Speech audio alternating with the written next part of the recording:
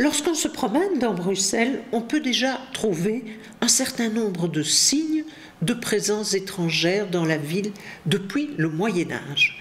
En effet, une rue du centre de Bruxelles s'appelle par exemple rue du Lombard. Alors, qui sont les Lombards? Ce sont des Italiens du Nord, mais c'est aussi un synonyme de changeurs d'argent. C'était des banquiers. Alors, comme on pourrait dire aujourd'hui, je vais faire des courses chez le Turc, eh bien, autrefois, on disait, je vais changer de l'argent chez le Lombard. Et donc, on a gardé le souvenir de cette présence qui était certainement significative dans la ville. Il y avait aussi au Moyen-Âge des Juifs.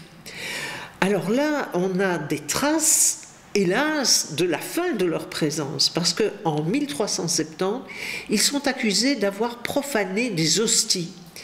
Et donc, ils vont être chassés de la ville, et en outre, un certain nombre d'entre eux vont être brûlés sur le bûcher.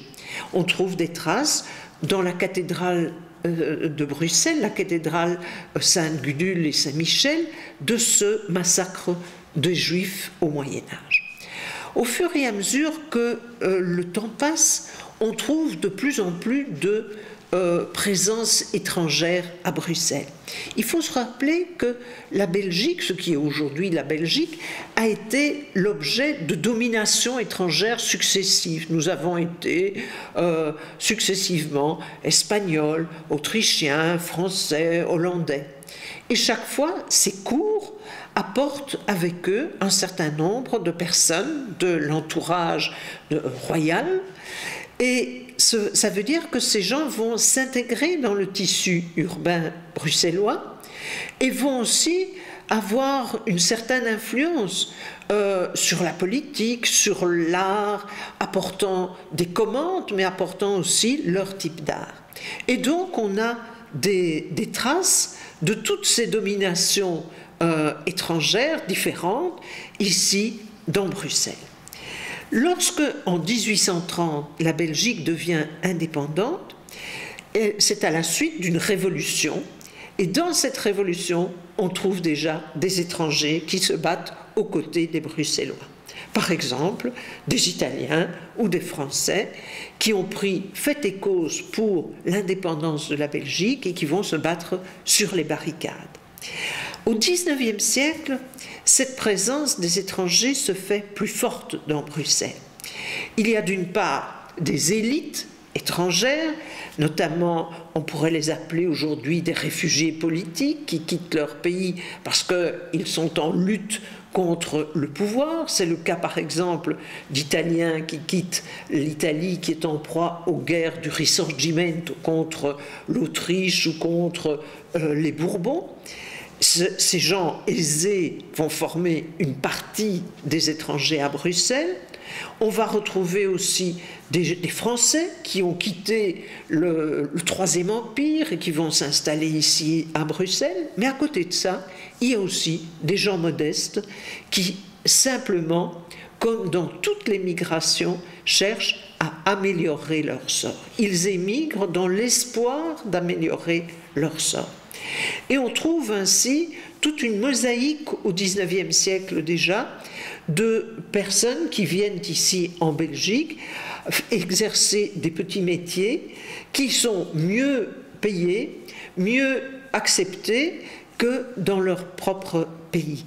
On trouvera par exemple des Italiens qui font des stucs dans les belles maisons, qui sont miroitiers, qui font donc des miroirs, ou qui font de la mosaïque. Ce sont des métiers assez spécifiques, mais qui sont demandés ici et qui permettent à ces gens de vivre dans la capitale. Alors il y a déjà au XIXe siècle des quartiers qui se différencient selon l'origine des personnes. Et cette différenciation va être encore bien plus forte dans l'entre-deux-guerres. Entre la Première et la Seconde Guerre mondiale, il y a une vingtaine d'années, et on a deux groupes étrangers importants en Belgique et spécifiquement à Bruxelles. Ce sont d'une part les Italiens et d'autre part les Polonais. Pour les Polonais, on a des textes très curieux qui disent que jamais on ne pourra les intégrer parce qu'ils sont trop différents de nous, de par leurs habitudes, de par leur religion. Il faut dire qu'une partie d'entre eux sont juifs polonais. D'autre part, ils occupent des quartiers qui sont des quartiers pauvres, évidemment, souvent des quartiers autour des gares, autour de la gare du Midi, autour de la gare du Nord, et ils ne sont pas bien vus en général par la population, qui leur reproche les choses qu'on reproche généralement aux étrangers, c'est-à-dire d'être bruyants, d'être sales, d'avoir trop d'enfants, d'être pauvres aussi. Alors ces communautés italiennes et polonaises sont bien sûr composées de gens qui quittent leur pays parce que ce sont des pays de misère, mais ce sont aussi des gens qui quittent leur pays parce qu'il y a dans ce pays un régime autoritaire. En Pologne, c'est le maréchal Pilsudski, le colonel Beck, en Italie, c'est Mussolini, et qu'il ne fait pas bon vivre dans ces pays si on n'a pas les mêmes idées que le pouvoir dictatorial. Et donc on a déjà un mélange de ces politiques et économiques qui est un mélange que nous retrouverons dans l'histoire ultérieure des étrangers à Bruxelles.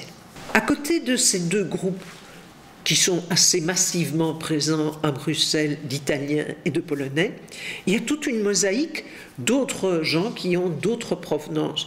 Il y a par exemple des Russes blancs venus après la révolution de 1917. Il y a aussi des Juifs qui quittent l'Allemagne, des Juifs qui quittent l'Autriche, des réfugiés allemands, des réfugiés autrichiens. Et en outre, il y a depuis toujours dans notre capitale un certain nombre de Français, un certain nombre d'Allemands, un certain nombre de Britanniques qui ont choisi d'habiter ici parce qu'ils ont des affaires ici, ils tiennent des commerces ici, ils ont une activité professionnelle ici. La mosaïque est donc déjà extrêmement variée avant la Seconde Guerre mondiale. Lors de la Seconde Guerre mondiale, les étrangers vont avoir parfois un rôle particulier à jouer.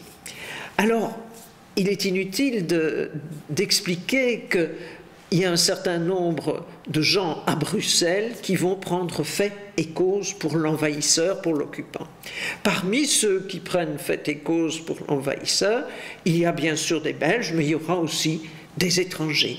Par exemple, chez les Italiens, il y a un certain nombre de fascistes italiens qui sont dans les meilleurs termes avec l'occupant allemand. D'autre part, de l'autre côté de l'écran politique, il y a un certain nombre d'étrangers qui vont participer à la résistance. Parmi ceux qui participeront activement à la résistance, on peut trouver des Juifs, on peut trouver des Polonais, on peut trouver des Italiens, on peut trouver des Espagnols, et ces gens vont être un moteur de la résistance pendant la Seconde Guerre mondiale. Pas toujours bien récompensés après la guerre, où on considérera que leur action était une action politique.